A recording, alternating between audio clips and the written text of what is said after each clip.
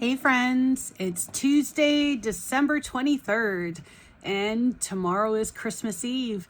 If you don't have any plans for tomorrow night, Grace United Church here in Hanover is hosting a Christmas Eve service at 7 o'clock, and it will be full of lessons, lots of carols and candlelight, and it will be fantastic. So today we are also straying from Kate Bowler's devotion, as I have a story that I would like to share with you. I've used this in a senior service, and I've also had this for a few years, but it's such a powerful story, and it's such a great, timely reminder that regardless if our houses are all decorated how we want them to be, if the turkey doesn't work out or it does work out, if family is able to come and gather or not come and gather, it doesn't matter, because Christ is coming whether we are ready or not. And it's not about the stuff, but it's about spending time with the people we love and remembering why it is that we have Christmas. I'm not sure who the author is of this story, but I would invite you to tuck in, as it's very powerful.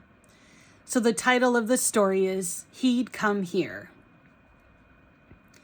After the Christmas Eve service, my husband announced that he was hungry for breakfast. There must be some place open, he muttered. We piled in the car, and our son quickly placed an order for 3 hamburgers.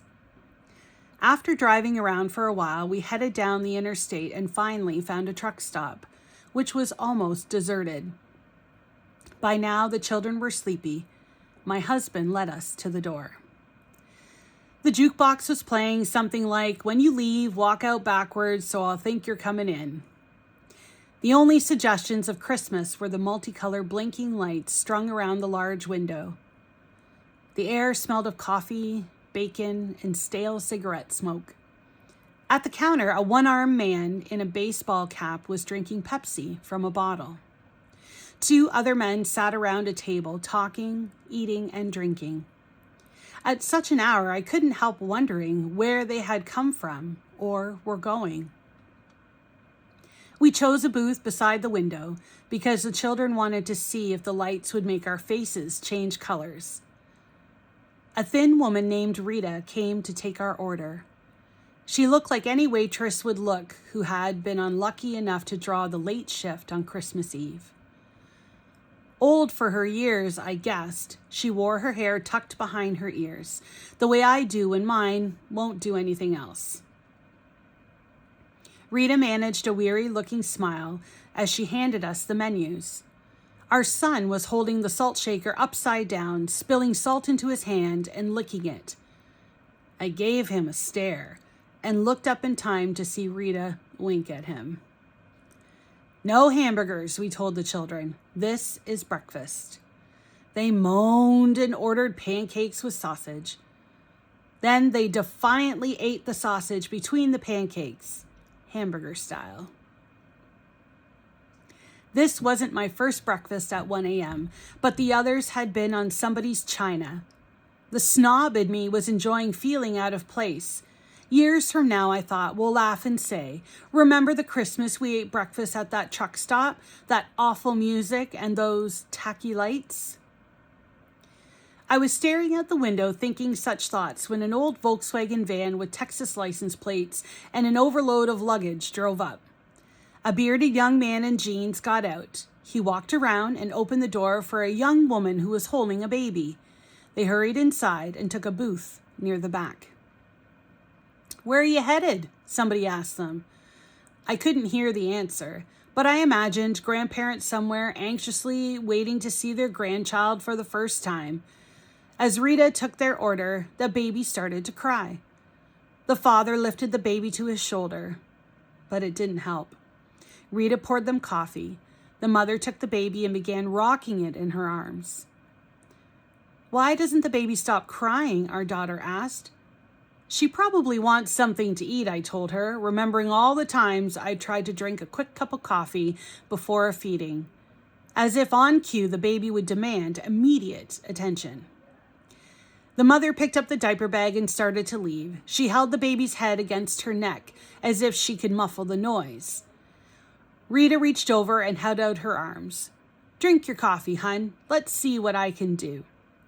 There was something about the way Rita took the infant that made me think she'd raised half a dozen of her own.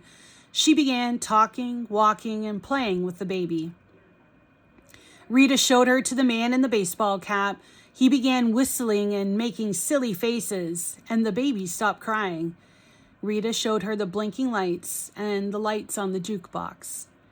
She brought her over to us. "Just look at this little darlin'. Mine are so big and grown," she said.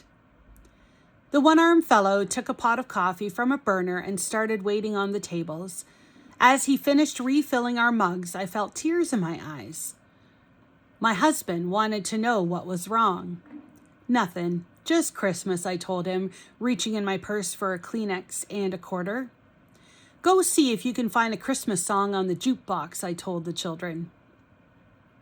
When they were gone, I said, "He'd come here, wouldn't he?"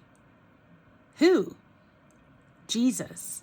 If Jesus was born in this town tonight and the choices were our neighborhood, the church, or this truck stop, it would be here, wouldn't it?" He didn't answer right away, but looked around the place, looked at the people, and finally he said, "Either here or a homeless shelter." "That's what bothers me," I said. "When we first got here, I felt sorry for these people because they probably aren't going home to neighborhoods where the houses have candles in the windows and wreaths on the door. And listening to that awful music, I thought, I'll bet nobody here has ever heard of Handel. Now I think that more than any place I know, this is where Christmas is. But I don't belong." As we walked to the car, my husband put his arm around me. "Remember the angel said, I bring good news of great joy to all people." "Thanks," I said, but I wasn't reassured. The houses in our neighborhood were dark. As we passed the Milfords, I wondered what Christmas Day would be like for them. Their daughter died in a car accident during the summer. Next door, Jack McCarthy had lost his job. A little farther down the street lived the Baileys, whose marriage was hanging on by the slimmest of threads. Mrs. Smith's grown son had died from AIDS. Maybe we're not so different from the people in the truck stop, I thought. As we tucked in the children, I picked up a Bible and read, "Blessed are the poor in spirit, for theirs is the kingdom of heaven. Blessed are those who mourn, for they shall be comforted. Blessed are the meek, for they shall inherit the earth." Then I found the Christmas story in Luke, just to be sure it really did say, "I bring good news to all people." Many Christmases have passed since that night. I still believe that Jesus would be born in what I'd call an unholy place. But rich, poor, or in between, we are all poor in spirit. We all have more unhappy memories than anybody would guess, and burdens that we never share. In the endless, sometimes meaningless daily grinds and the comings and goings of our lives, our souls are often far from home, whether we know it or not. In the places where we are broken, in the dark holes where something is missing, in the silence of unanswered gifts, the wondrous gift is given. I pray that you are open to receiving this gift and knowing no matter what, you are loved and accepted just as you are. See you tomorrow.